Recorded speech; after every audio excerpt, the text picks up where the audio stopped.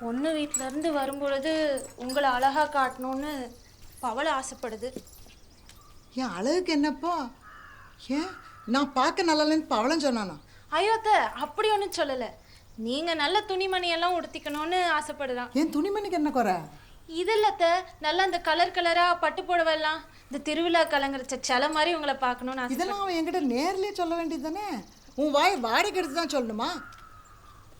இல்லை, நீங்கள் சட்டை போட்டு பவளை இது வரைக்கும் பார்த்தது இல்லைல்ல, அதான் உங்களுக்கு இப்படியெல்லாம் துணி உடுத்திக்க பிடிக்குமா என்னன்னு தெரியும். சட்டையா? சட்டை எதுக்கு? சட்டை இல்லாமல் பட்டு புடவை எப்படி? ஏன் சட்டையெல்லாம் பட்டு சேலை உடுத்தக்கூடாதுன்னு சட்டை அதை போட்டிருக்கேன் என்ன? அப்படி இல்லைத்த, சட்டை போடாமல் இந்த பட்டு புடவைலாம் கட்டினா அந்த பூசாத்த செவத்தில் பூக்கோளம் போட்ட மாதிரிலாம் இருக்கும்.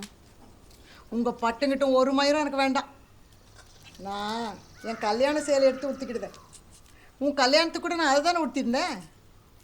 ஏன் அப்போ நான் பார்க்க அழகாக கோயில் சேலை மாதிரி இல்லையோ? இருந்தீங்க